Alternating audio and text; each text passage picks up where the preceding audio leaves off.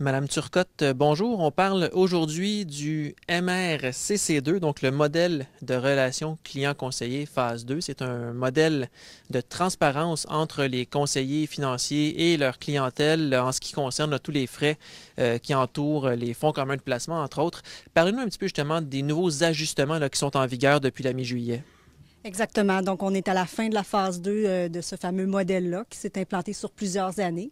Et depuis le 15 juillet, il y a deux nouveaux rapports officiels que les conseillers doivent remettre à leurs clients en vue de justement répondre aux critiques qui ont été soulevées et constatées dans des études sur, de un, l'ampleur des frais de gestion, mais de deux aussi sur le manque de transparence et du fait que plusieurs clients ignoraient l'existence des commissions de suivi.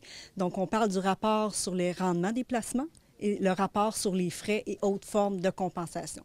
Ces rapports-là vont apparaître plus au niveau début 2017, étant donné que c'est des rapports annuels, mais ils peuvent commencer à apparaître depuis le 15 juillet 2016.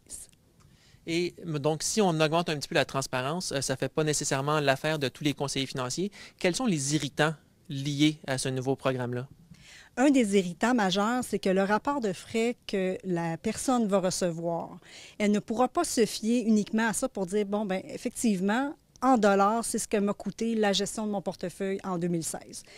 Puisque lorsqu'on utilise des fonds communs, il n'y aura pas le frais de gestion qui est payé par le fonds pour la gestion des investissements, donc le fameux ratio de frais de gestion.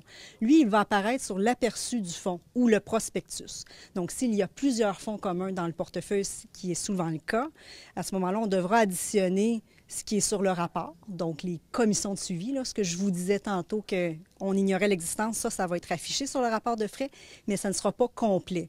Et un autre élément qui peut être exclu, par exemple, on en a parlé souvent, ce sont les fonds distincts, qui est un produit similaire aux fonds communs, mais qui pourrait ne pas se représenter là, sur le rapport.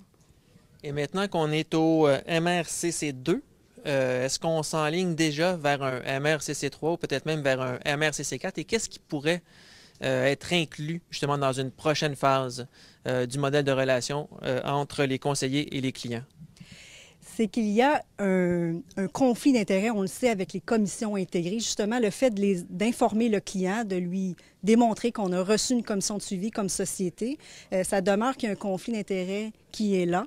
Alors, le MRCC3, ou finalement la consultation qui s'en vient, ça serait de passer à l'étape suivante, soit l'abolition de ces commissions-là pour passer à un mode de rémunération directe, comme c'est le cas au niveau de plusieurs gestionnaires de portefeuille, comme chez Médici, donc de couper le pont des commissions. Et il y aura une consultation à l'automne par les autorités en valeur mobilière. Merci beaucoup, Madame Turcotte. Merci.